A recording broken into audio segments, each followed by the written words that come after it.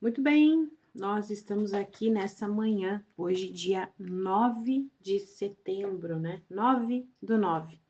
E nós vamos dar continuidade, hoje é o sexto dia da Casa Edificada, e nós queremos que você entenda tudo que nós estamos aqui fazendo e buscando a direção do Senhor, realmente para quebrar cadeias, para quebrar todo tipo de histórias, né, na nossa vida, na nossa casa, que muitas vezes estão encobertas e nos impedem de termos a nossa casa edificada sobre a rocha que é Jesus. Então, para que isso aconteça, primeiro nós vamos limpar a nossa casa, né? E pedir que o Espírito Santo do Senhor, o Espírito Santo de Deus, nos mostre aquilo que de fato precisa ser limpo, né? Então, é como a gente falou desde o primeiro dia. A gente precisa arrastar os móveis, né? Tirar, primeiro a gente faz uma bagunça, né? Tirando tudo do lugar para tirar toda a sujeira escondida, a sujeira que ninguém vê, que fica debaixo do sofá, que fica debaixo da cama, que fica atrás da geladeira. Então, esse exemplo que eu estou te dando dos móveis, né, da casa, é para te lembrar. É para te lembrar que existem coisas escondidas, encobertas na nossa vida, que muitas vezes nós precisamos deixar que o Senhor venha, né? Como dizia aquela canção antiga lá do Regis Danese, né?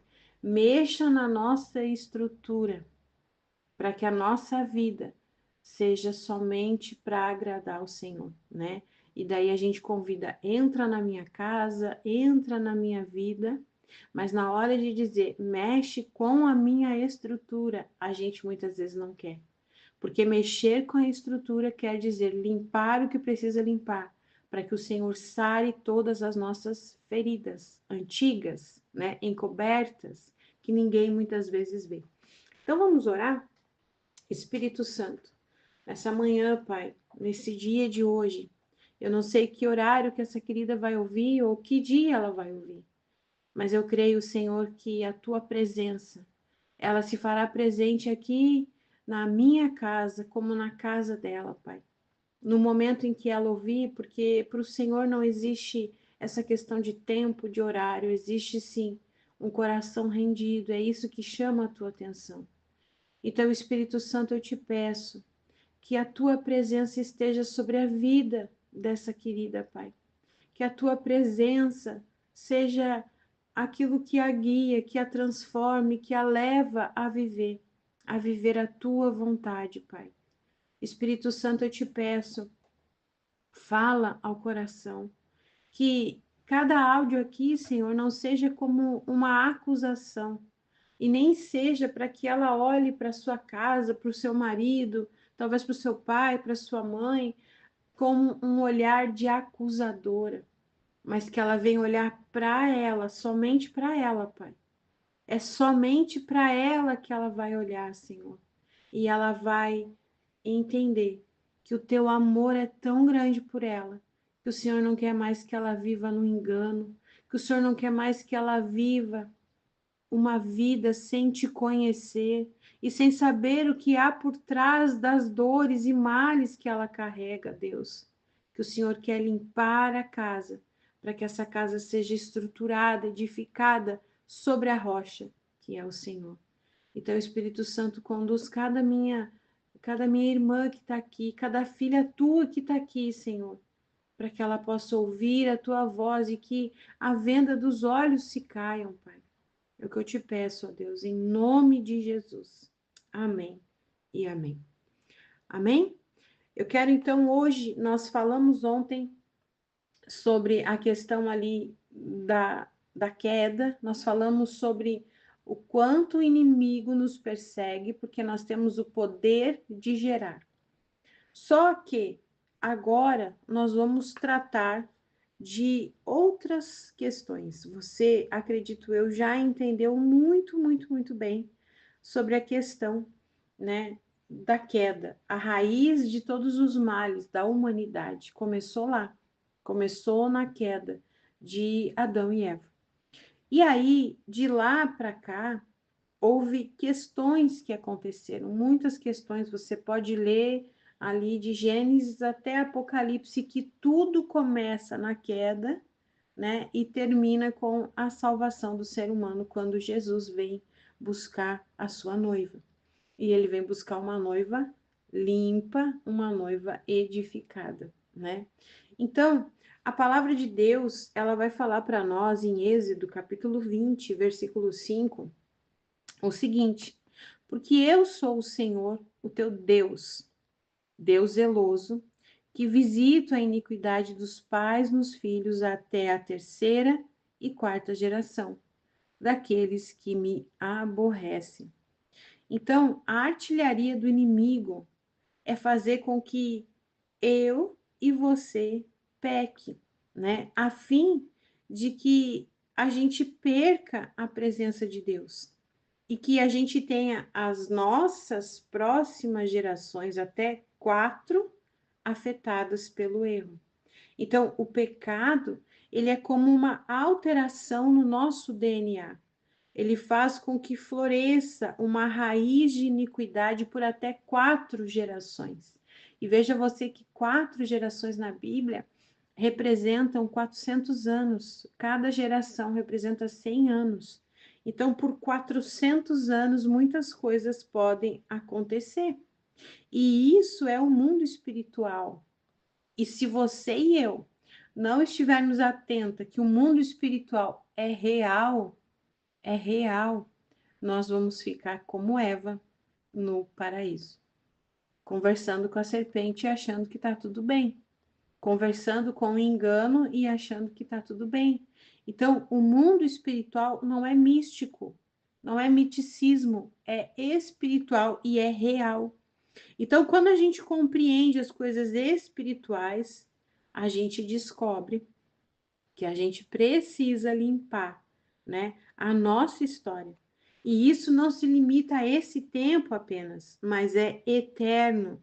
Então, o prazer do pecado, ele é passageiro, momentâneo, porém a ação, né, o fruto, vamos dizer assim, o salário é demoníaco, né? E ele acontece em fração de segundos por conta do pecado. Isso pode destruir a sua eternidade e ainda afetar as próximas gerações, porque isso vai, né, tocando nas próximas.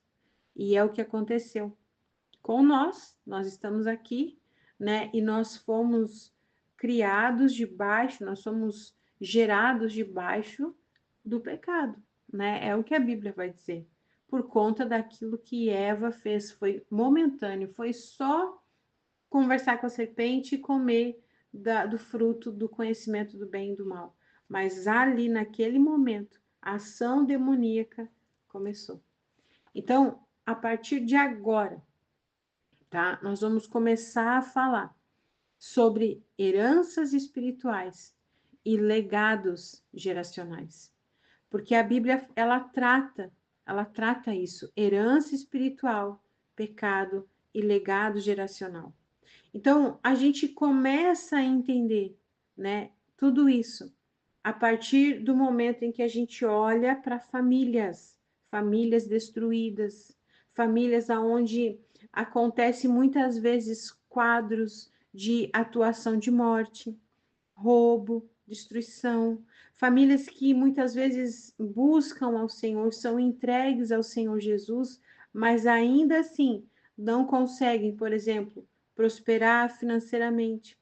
Pais que sepultam filhos, né? Sem ver o cumprimento das promessas de Deus sobre a vida deles, porque a Bíblia diz que o justo tomaria nos braços os filhos e os filhos dos filhos.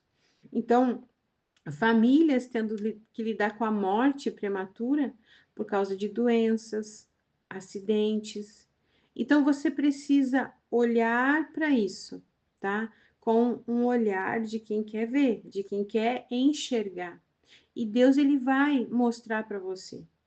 Ele vai mostrar para você quando você quiser de fato ver. Então, nós vamos aqui olhar para a história bíblica. A palavra de Deus mostra que a vida de uma geração influencia a próxima, seja para bênção ou seja para maldição. Então, a bênção geracional, ela vem em decorrência à obediência a Deus, né? Gera aí um legado de justiça e favor sobre os filhos. Então, como a gente já leu antes, Êxodo 20, versículo 6, e faço misericórdia até 1000 gerações. A gente leu o 5. Agora, o 6 vai dizer: e faço misericórdia até 1000 gerações daqueles que me amam e guardam os meus mandamentos. Então, o legado geracional, a bênção geracional, ela vem também, assim como a maldição, né? Veja que a maldição, 4 gerações. A bênção, 1000 gerações. Veja a diferença. Se não é muito melhor viver debaixo da bênção do que debaixo da maldição. Então, a maldição, 4 gerações, né? A bênção, 1000 gerações. Entenda isso, a importância. E eu vou aqui te trazer exemplos disso, né? Abraão, ele gerou um legado de fé que alcançou Isaac, Jacó e o povo de Israel. Mas a Bíblia, ela não nos esconde nada. E isso é maravilhoso da parte de Deus, né? Ele podia vir na Bíblia e ali contar só uma historinha de que Abraão foi o pai da fé. Abraão fez tudo certinho. Era um homem perfeito. Não. A Bíblia fala que perfeito só Jesus. Só ele. Aqui nesse grupo também não existem mulheres perfeitas, nem eu, nem você. Só Jesus é perfeito, só ele nos leva a esse caminho de perfeição. E aí a gente começa a entender, né? A Bíblia fala o seguinte: Abraão, ele havia recebido uma promessa de que eles seriam abençoados, ele e a sua descendência, sendo que a sua descendência havia ficado 430 anos presa em um cativeiro. Lembra do povo no Egito? Povo escravo, descendência de Abraão, 430 anos lá no cativeiro, né? Também Daniel ficou preso na Babilônia por 70 anos. E o que dizer sobre Noé? Deus destruiu o mundo com dilúvio, matou todos os que habitavam na face da terra, e quando recomeçou todas as coisas com um homem que chamava de íntegro e correto, a maldição retornou à terra, né? Então, Deus havia acabado com a corrupção ao enviar o dilúvio para destruir tudo. Todavia, depois do dilúvio, a corrupção e a maldição retornaram. Então, com isso, a gente pode refletir sobre como tudo isso acontece. E aí é que eu quero que você entenda, né? Assim como a gente viu que a bênção, Êxodo 20, versículo 6, e a misericórdia alcança até 1000 gerações, a maldição ou as consequências do pecado também deixam marcas que podem sim se repetir numa história familiar, que podem se repetir na nossa casa. Então, a Bíblia, ela fala, Êxodo capítulo 20, versículo 5, eu sou o Senhor teu Deus, Deus zeloso, que visita a maldade dos pais nos filhos até a terceira e quarta geração daqueles que me aborrecem. Isso não significa que Deus pune de forma arbitrária inocentes, mas que padrões de pecado, eles podem sim se repetir num ciclo familiar, né? Isso se não forem quebrados. Então, eu quero que você entenda o seguinte, que muitas vezes nós repetimos coisas da nossa família, não porque isso é místico, né? Mas porque a gente vem daquela família, São coisas que muitas vezes a gente olha e aprendeu desde lá de pequenininha que isso é normal, que isso é normal. Então imagina uma pessoa que cresceu, né? Eu vou dar um exemplo aqui bem básico, uma pessoa, uma mulher que cresceu numa família aonde era normal a mãe ser traída. Era normal, a mãe era traída e ela levava isso, né, entre aspas, numa boa, né? O homem é assim mesmo. Então, essa menina, ela cresce vendo isso. Isso é normal.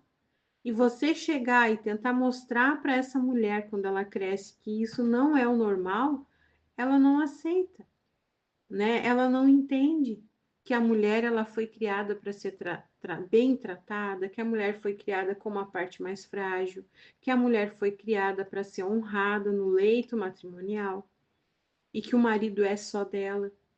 Isso para ela não é normal, porque ela cresceu vendo um padrão de outro tipo de casamento. Da mesma forma que a menina que cresce num lar onde os pais se dão bem, onde há fidelidade, onde não há traição, onde não há violência, isso para ela não é normal e de maneira nenhuma ela vai aceitar se submeter a um casamento assim, porque ela cresceu vendo que era bom.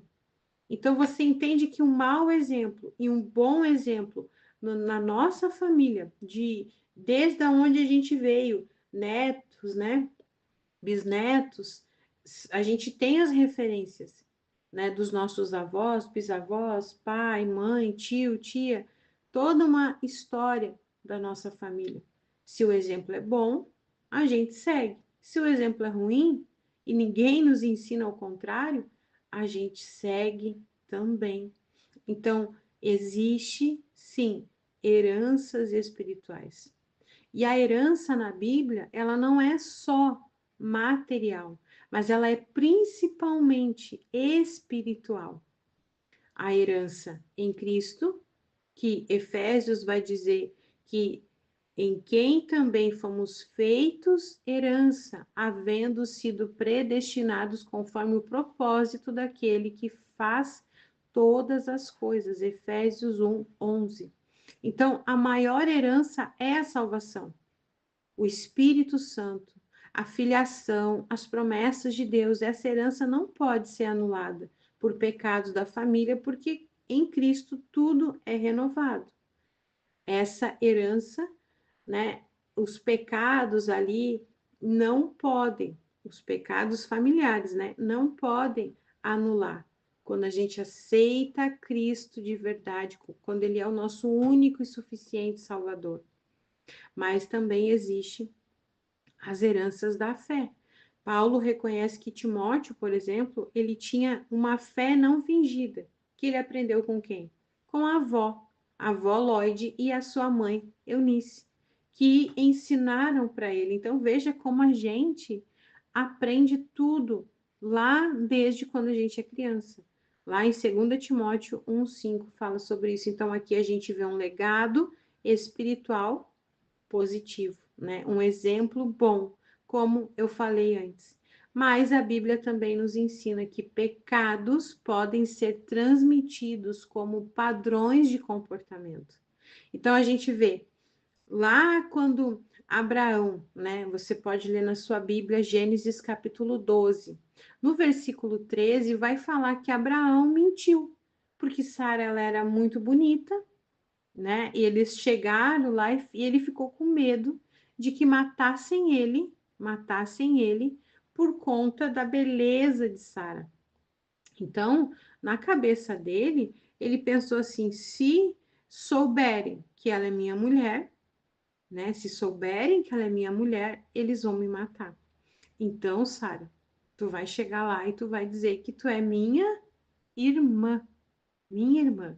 Só que veja bem, ó, Abraão, ele recebeu uma promessa de Deus. Deixa a tua terra, a tua família, né, a tua parentela e vai para uma terra que eu vou te mostrar. Ele obedeceu, né? Ele obedeceu. Farei de você uma grande nação, o abençoarei, Tornarei você famoso, você será uma bênção, abençoarei os que te abençoarem, amaldiçoarei os que te amaldiçoarem. Todas as famílias da terra serão abençoadas por teu intermédio. Olha, ele recebeu a bênção. E aí ele sai, ele vai fazer aquilo que o Senhor mandou. Só que ao sair, ele segue, né, para um caminho que a Bíblia não fala que foi Deus que mandou, né? No versículo 8 de Gênesis, capítulo 12, diz assim: Dali ele seguiu para a região montanhosa, a leste de Betel, e armou sua tenda entre Betel, a oeste, e aí, a leste. Ali ele construiu um altar e orou ao Eterno. Abraão continuou seu caminho, seguindo com determinação para o Neguebe ao sul. Versículo 10 ao 13. Então aquela região foi assolada por um período de fome. Para sobreviver, Abraão teve de mudar-se para o Egito. Olha só, ele estava no caminho, ele estava em Betel, ele estava no caminho, mas ele ficou com medo porque teve fome na região. Aí é que nós muitas vezes fugimos da vontade de Deus para nós. Deus não mandou sair. Deus com certeza enviaria provisão. Mas muitas vezes nós, por medo, vamos para outros caminhos, né? Para tentar fugir de algo, sendo que Deus, ele tem a provisão. Então, aqui diz assim: para sobreviver, Abraão teve de mudar-se para o Egito, porque a fome era devastadora. Aproximando-se do Egito, ele disse à sua mulher Sarai: Olha, nós dois sabemos que você é bonita.